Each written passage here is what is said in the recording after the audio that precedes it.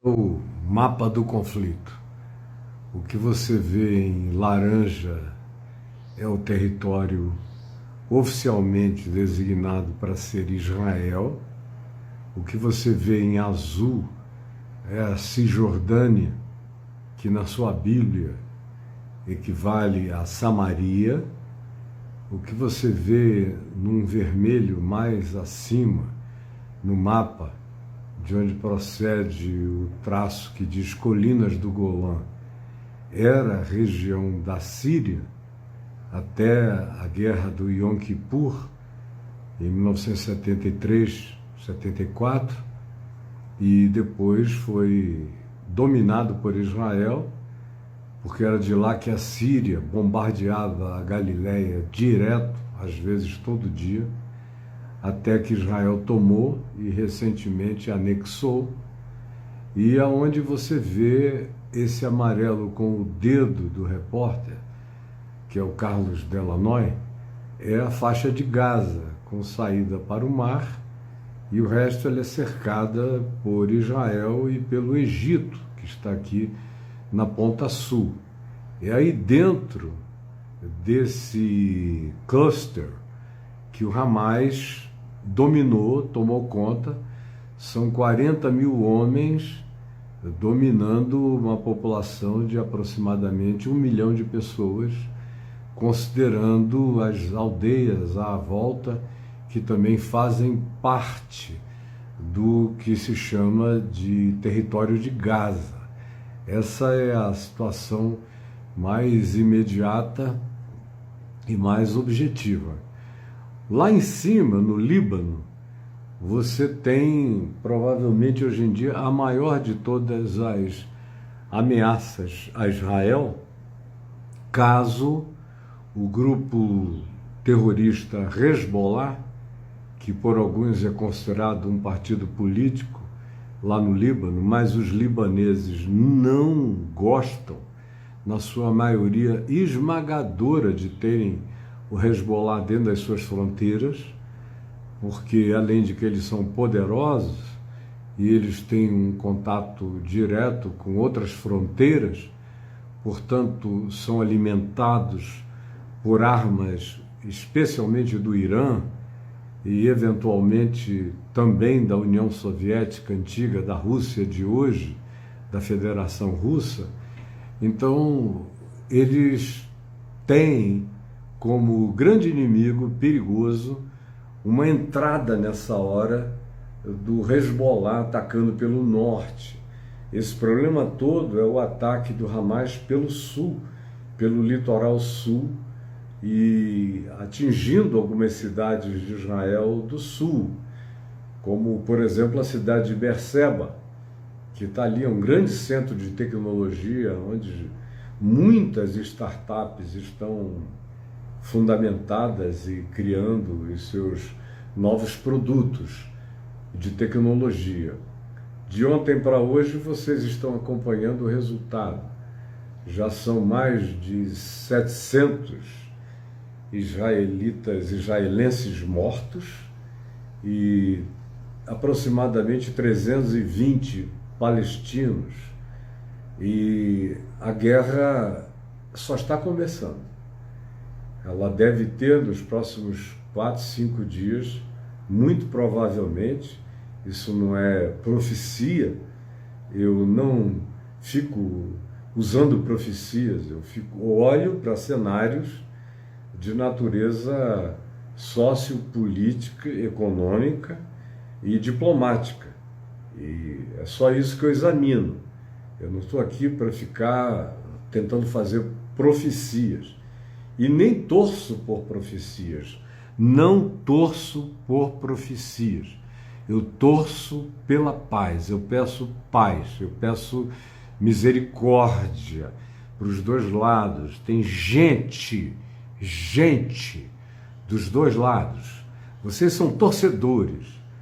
Torcedores, parece a Copa da Morte. Aí fica um grupo torcendo por um lado, torcendo pelo outro.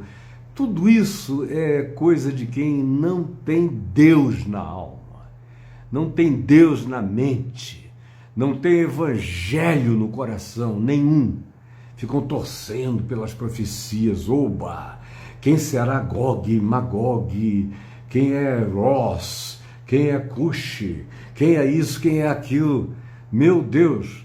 A profecia dada a Ezequiel, quando os israelitas estavam, quando os judeus estavam no cativeiro, que começou com os babilônios, medos, persas, e foi no tempo dos medos e dos persas que Ezequiel, no cativeiro, recebeu a revelação do seu livro, que você pode ler hoje na Bíblia, no Velho Testamento, e vem as alusões a Gog, Magog, Ross, Cush, todos esses povos. Em momento algum se disse quem era quem, nem Ezequiel disse isso. Só começou a acontecer essa tentativa de criar uma geopolítica para aqueles povos lá mencionados por Ezequiel na sua profecia, depois de 1948. Quase tudo que você vê hoje aqui, de evangélicos, dispensacionalistas, de escatologistas bíblicos falando, é coisa que foi construída de 1948 para cá nos Estados Unidos, animados já pelo início da Guerra Fria entre Estados Unidos e União Soviética. Portanto, para os crentes americanos, a União Soviética se transformou em Ross. A China se transformou em Gog e Magog. E cada povo, de acordo com as amizades ou inimizades americanas, foi ganhando seu lugar na escatologia americana, dispensacionalista, que vocês leem hoje sem saber de nada e juram que saiu da Bíblia e que sempre foi assim e que Jesus interpretou assim, Paulo interpretou assim. Para ser sincero, Jesus não deu uma única dica acerca de Gog, Magog, Ross, Cush, nenhuma dessas populações, nenhuma. Ele não entrou nos detalhes dessa ninharia. Essa é uma coisa que tem a ver com uma produção americana, com ideologia americana, para atender os crentes americanos, que são os dominadores do protestantismo, do pentecostalismo mundial. E aí, meu Deus, você não vê, por exemplo, o Papa Francisco entrando nessa, de querer dar nomes aos bois. Ele só está pedindo paz. Você pode até ver o oposto acontecer no patriarcado russo. Aí mudam-se os personagens, as nomenclaturas, na escatologia iraniana, que tem uma escatologia. E aí muda tudo. Quem é o demônio da escatologia iraniana são os Estados Unidos, o grande Satã. É Israel, que o Irã jura que no dia que tem uma arma nuclear poderosa, vai varrer, essa expressão, desde o tempo do Ahmadinejad, que ele usa essa expressão, vão varrer Israel do mapa. Então, vocês estão lidando com escatologias criadas pelos ódios da Guerra Fria e pensando que estão lidando com alguma revelação divina.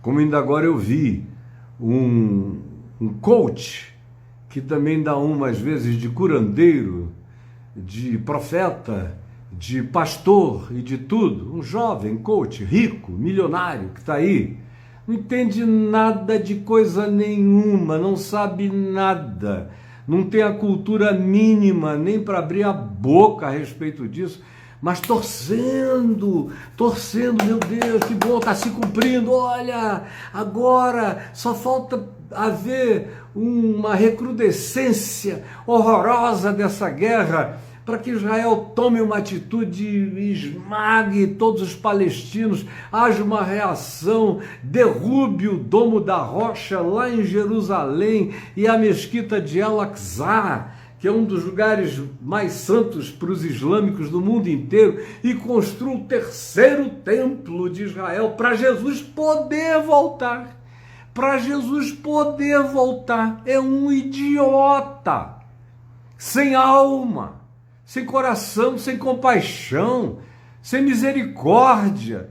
A profecia bíblica não precisa de torcida. Preste atenção. A profecia bíblica não precisa de torcida, de perversos de um lado e do outro, como se fosse um jogo frenético de ódio, e assim, milhões de vezes pior do que a torcida do Corinthians e do Flamengo, ou as torcidas inglesas, ou tudo isso que a gente tem é brincadeira perto dessas torcidas de natureza política, religiosa, ignorante e perversa nas suas escolhas e decisões. É de chorar mesmo, Keila. É de chorar. Eu fico aqui tomado de ira santa, que eu não deixo o sol se pôr sobre ela. Eu dormi bem essa noite, porque eu falei: Senhor, o mundo é teu, as pessoas são tuas, eu vou dormir, descansar em ti, e o sol não se porá sobre a angústia da minha alma, nem sobre a minha ira de ver tanta ignorância, tanta barbaridade, tanta intolerância, tanta maldade e tanto crente satanizado pela escatologia politizada, pela perversidade. E vocês parecem que não entendem isso nunca.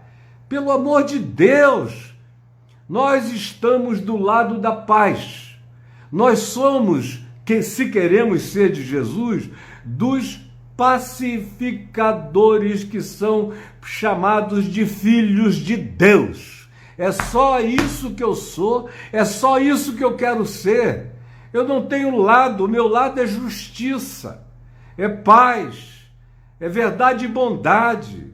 Eu tenho amigos e gente dos dois lados. Tem gente como você, como seus filhos, dos dois lados. Parem com isso. O resto é apenas incitamento e emulação diabólica. E vocês entram nessa direto. Ou então eu fico vendo as ideologias. Cristão de direita, cristão de esquerda, cristão de não sei o quê. Cristão de verdade não está nessa senão em favor da paz, dizendo: seja feita a tua vontade, assim na terra como no céu. Cristão verdadeiro não fica torcendo por cumprimento das suas profecias de predileção ideológica, construída por loucos americanos pentecostalizados e que se tornaram best-sellers, consumidos por milhões de pessoas e formou a cabeça de um monte de gente. Mas vocês não são discípulos do príncipe da paz. São discípulos do príncipe do ódio, do príncipe deste mundo, do príncipe da potestade do ar, do espírito que agora atua nos filhos da desobediência.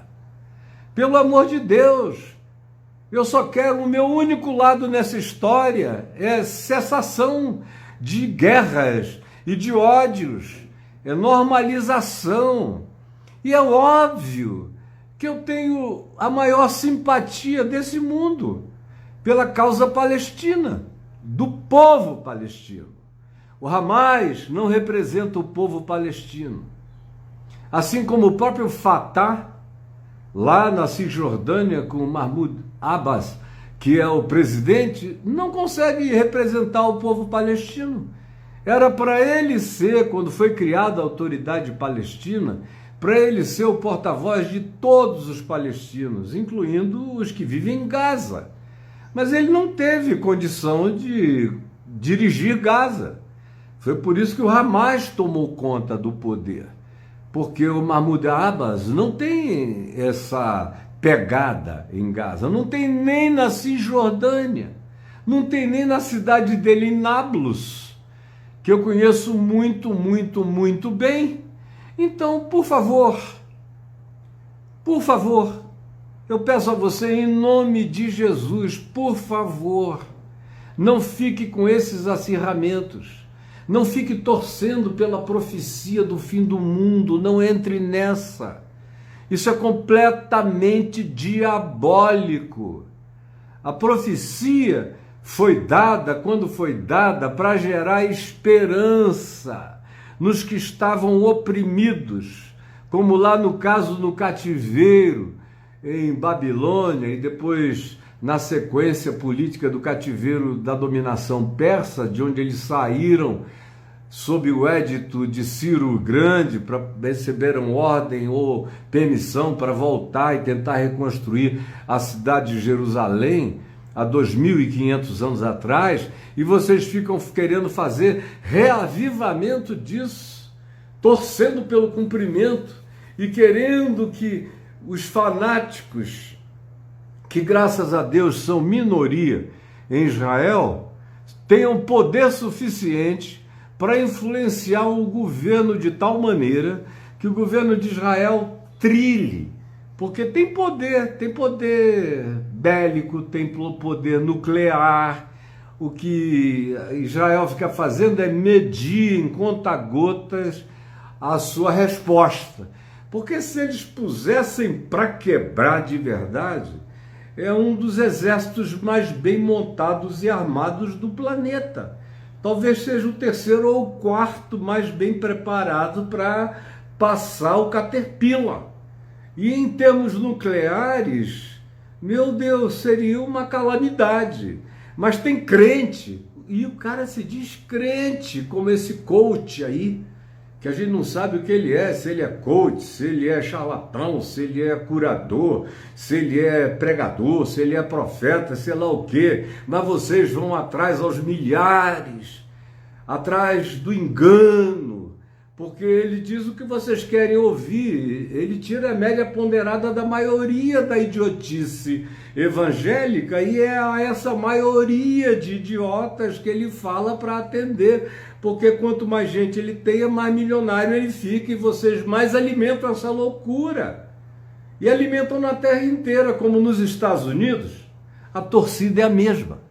O pessoal está torcendo do mesmo jeito, os crentes fanáticos que aprenderam a escatologia dispensacionalista nos Estados Unidos, seja ela pentecostal, essa escatologia, seja ela de natureza adventista, seja ela de que natureza seja.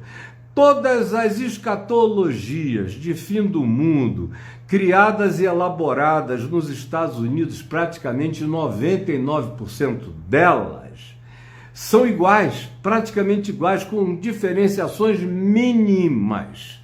Só não sabe quem não conhece mesmo.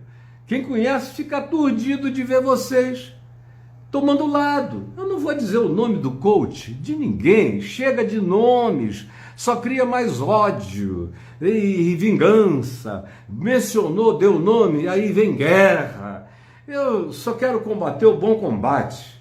É por isso que eu estou falando aqui, porque eu sei que eu estou do lado do bom combate, estou do lado da paz, não é de nenhum ladinho político, ideológico ou territorial. Eu reconheço que os palestinos têm direito a ter a sua terra, e eles têm já por designação internacional e acordos firmados a sua terra.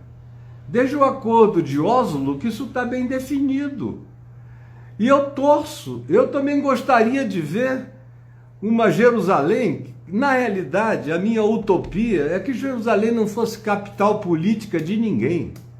Fosse só um lugar para ser visitado por quem quisesse, judeus, palestinos, árabes em geral, gente do mundo inteiro que quisesse ir lá por razões de natureza histórico-arqueológica, ou até religiosa, se quiser ir, não é o meu caso, porque eu não adoro a Deus em Jerusalém, eu adoro aqui, ó, em espírito e em verdade, como Jesus mandou e disse à mulher samaritana, não é nem neste Monte Gerizim, nem em Jerusalém, é aqui, são esses os que o Pai procura para seus adoradores, e eu sou crente, e não sou um arremedo de crente.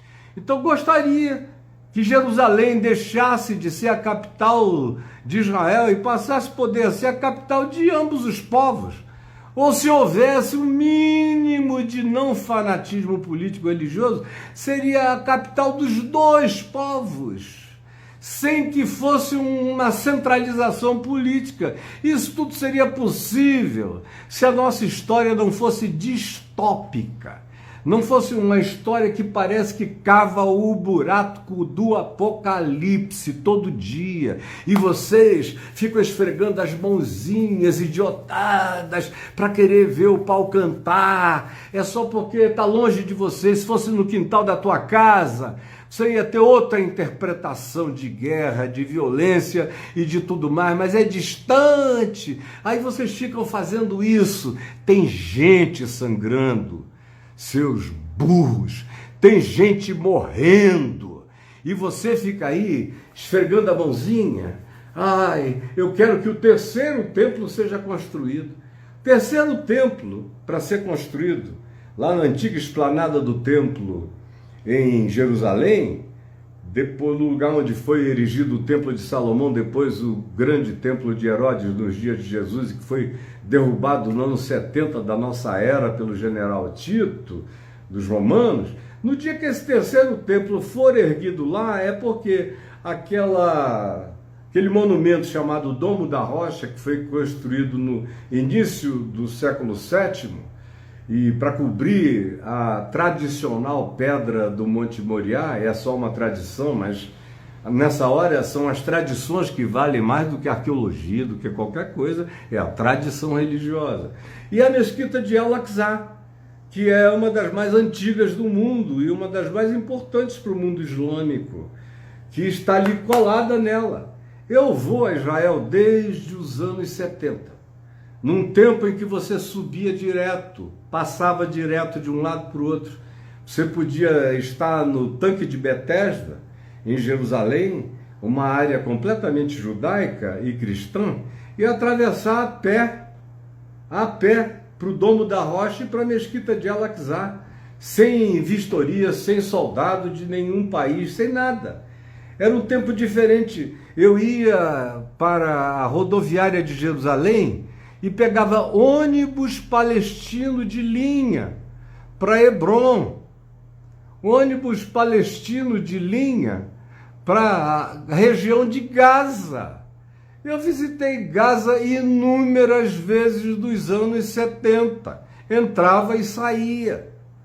Admirava imensamente aquela praia linda do mar de Gaza, do litoral de Gaza, um mar bonito, azul, dá vontade de ficar é na praia.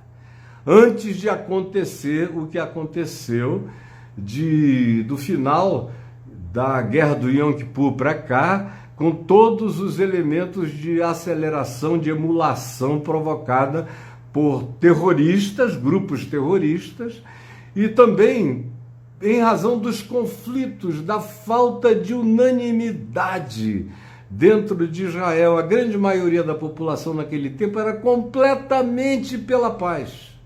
Estava disposta a fazer qualquer negócio pela paz. Foi depois que houve ataques e grupos terroristas se organizaram dentro dos clusters palestinos, é que começou a haver uma mudança de atitude na população de Israel, mas isso durou aproximadamente 35 anos. A maior parte da população, 40 anos atrás, 50 anos atrás, era uma população completamente desejosa de paz. A oração diária era salva-nos de guerra, de conflito, a gente só quer construir uma nação tranquila e desenvolvida. Foi de lá para cá que isso foi acontecendo. E uma coisa extraordinária, eu que vou há anos, há décadas a Israel, é ver os especialistas em Israel dizendo que uma das piores coisas que acontecem na exacerbação do espírito da guerra em Israel são os turistas crentes. Eu já ouvi tanto isso, os turistas crentes pentecostais americanos, brasileiros, latino-americanos ou de qualquer outro feudo de adventismo escatológico planetário que vão lá e ficam o tempo todo, eles dizem, olha, os nossos radicais ortodoxos, religiosos, são menos radicais do que eles. Mas aí tem um aspecto, já que eu mencionei os radicais ortodoxos judeus. Uma parte significativa do recrudescimento desse problema tem a ver com os colonizadores religiosos ortodoxos ou ultra-ortodoxos de extrema-direita, judeus, invadindo as áreas que já foram designadas para ser a área dos palestinos, invadindo lá com a Bíblia do Velho Testamento aberta. Não, a promessa a Abraão, ou a promessa que Moisés fez, ou a delimitação dos termos das tribos de Israel, incluía esse pedaço aqui.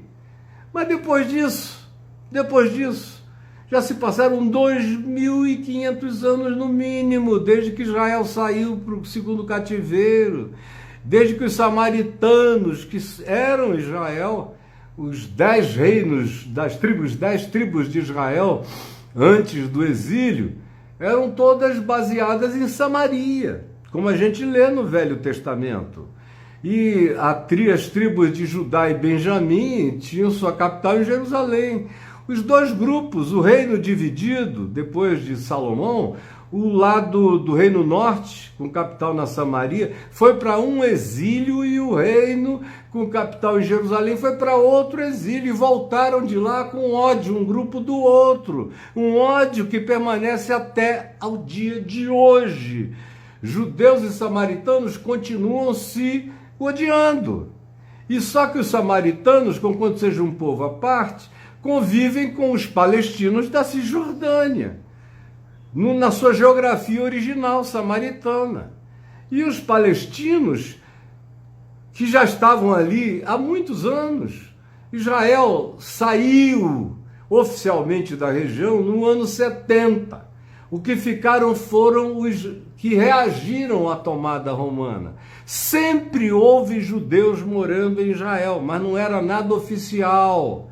A maior parte dos judeus, a maioria absoluta, passou os últimos quase 2.000 anos, até 1948, peregrinando pela Europa e por outros lugares do mundo, onde enriqueceram, ganharam dinheiro, se aculturaram, tiveram gerações e gerações de filhos, e, meu Deus, voltaram exclusivamente por causa do Holocausto.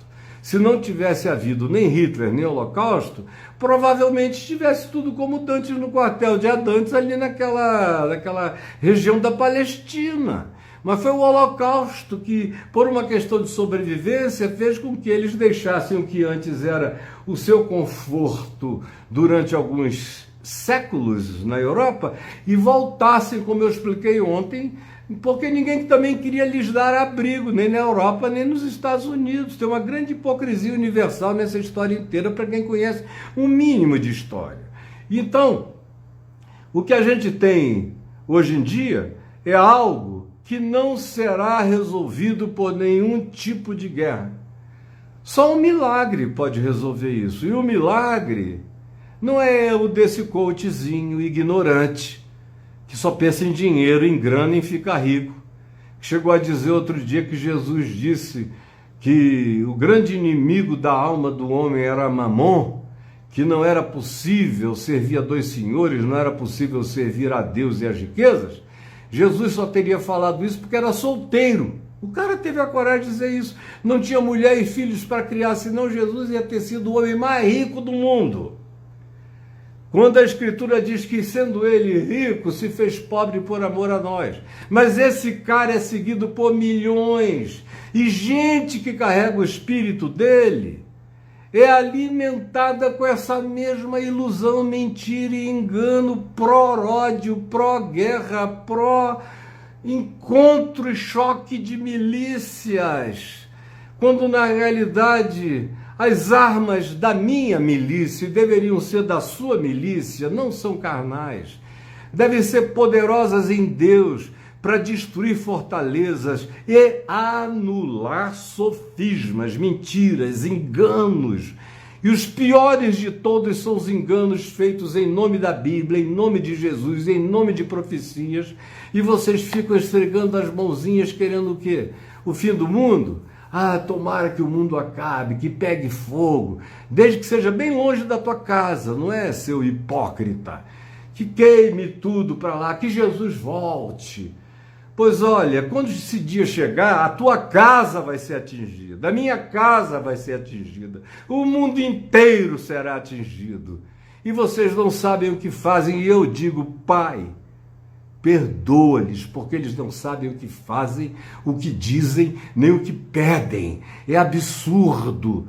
Nós temos que torcer pela paz e só pela paz, pelo encontro, pelo diálogo. É óbvio que uma vez que isso tudo foi deflagrado agora, haverá retaliação. A gente está lidando com dois grupos do Velho Testamento. O agressor está escondido hoje, o agressor momentâneo, o agressor tópico, o agressor dessa última agressão de 2 dias atrás, se esconde em Gaza e usa quase 1 milhão de seres humanos como escudo humano. Escudo humano, é na covardia das ações terroristas que eles praticam a violência que praticam. Agora, há um problema que habita os dois lados dessa história. Como eu disse, os colonos judaicos fazendo colônias dentro das áreas palestinas é o pretexto que o Hamas tem, que o Hezbollah tem e que outros grupos têm de continuar fazendo os ataques que fazem. Agora, mesmo que os colonos ortodoxos, ultradireitistas, religiosos, alucinadamente religiosos, como são os evangélicos pentecostais dispensacionalistas que a gente vê aqui, mesmo que eles parassem de fazer o que estão fazendo e se retirassem, a coisa já foi longe demais, os ódios estão exacerbados, é um espírito geracional de vingança que se instalou. Não basta parar agora. Agora é um querendo vingar a morte do outro, e assim vai, olho por olho, dente por dente. Como Mahatma Gandhi disse, no final é o mundo inteiro cego e banguela. Eu tiro o teu dente, você tira o meu. Eu arranco o teu olho, você arranca o meu. E a gente vai ficando cada vez mais cego, cada vez mais banguela, e Mahatma Gandhi fez a profecia correta. E é isso que se cumpre com a manifestação do religiosismo fanático de todos esses grupos. Como eu disse ontem, o mundo pode ainda vir de fato a conhecer a maior hecatombe de todas, provocadas pela ação humana em razão do fanatismo religioso de judeus, de cristãos e de muçulmanos fanáticos. São essas religiões do livro que fazem quase metade da população do planeta, que tem o poder de provocarem a terceira, a quarta destruição da Terra, de boa parte da humanidade, se não de toda ela. Mas vocês ficam brincando de religião, de escatologia, de ver quem é que está certo na profecia. Ainda agora, eu passando os olhos aqui no Instagram, vi um senhor gordinho, barrigudinho, que só fala em Gog, Magog, nas profecias de Ezequiel, e ele quer ser o rei da profecia.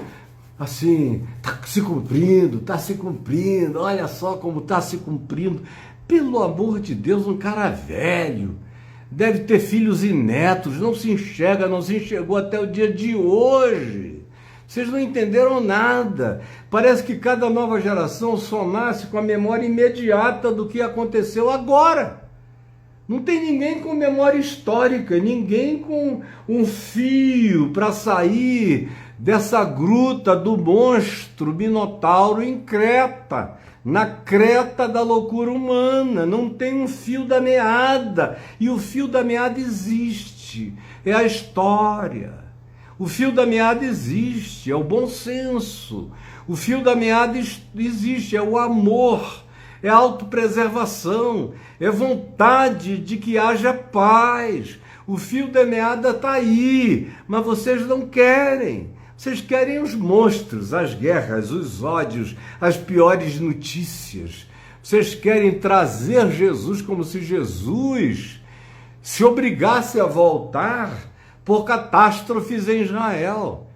Pelo amor de Deus, o que o Evangelho de Mateus diz no capítulo 24, palavras de Jesus, é dizendo: e será pregado o Evangelho do Reino a todas as nações, e então virá o fim.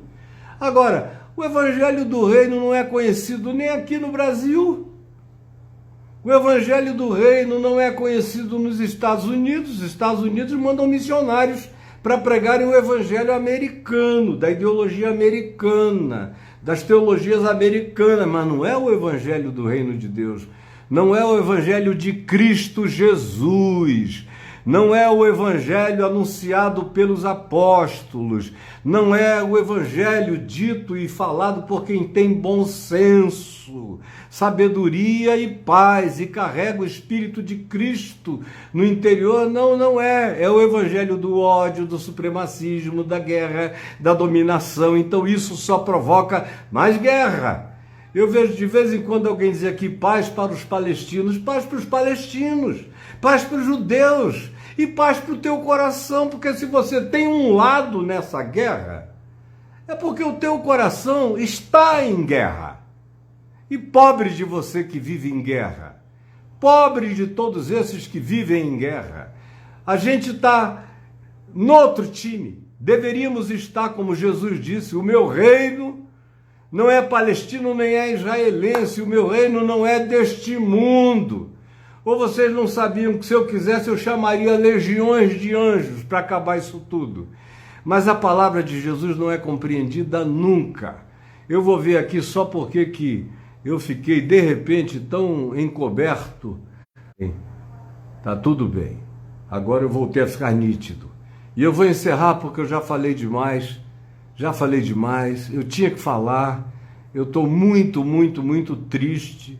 E me mata é a falta de entendimento, a ignorância, é essa torcida organizada. Vocês são muito pequenininhos, muito medíocres, muito mesquinhos. Ficam torcendo pelo lado, pelo outro. Tomara que esse aqui derrube mais do que aquele, que morra mais gente do lado de cá do que do lado de lá. Meu Deus, são crentes animais, bestiais, horrorosos. Que tristeza, que angústia. Vocês provocam no meu coração. Vocês geram raiva em anjos. Vocês provocam a ira de Deus. Aquela irazinha mínima de Deus, porque no dia que Deus se irasse mesmo, não sobrava nada nem ninguém para contar a história. Graças a Deus, a ira de Deus tem sido aplacada, porque a misericórdia triunfa sobre o juízo. Essa é a palavra de Jesus. Um beijo para quem quiser ser beijado, para quem quiser paz, para quem quiser amor. Um beijo e orem pela paz. Orar pela paz de Jerusalém equivale a orar pela paz dos palestinos, porque Jerusalém é uma cidade de judeus e de palestinos. Eu tenho amigos judeus morando em Jerusalém e amigos palestinos morando em Jerusalém. E todos são gente boa. E eu amo a todos eles, judeus e palestinos, palestinos e judeus. O resto é papo e conversa fiada do diabo no teu coração. Você fala tanto em diabo, está sendo um servo de Satanás, escolhendo um lado para torcer, esfregar as mãos e querer que haja um recrudescimento, que se construa um templo, o terceiro templo. No dia que esse terceiro templo for erigido, se ele vier a ser, Deus permita que não, aí é o fim do mundo mesmo. Aí você tem razão, o mundo vai acabar e você vai junto com ele.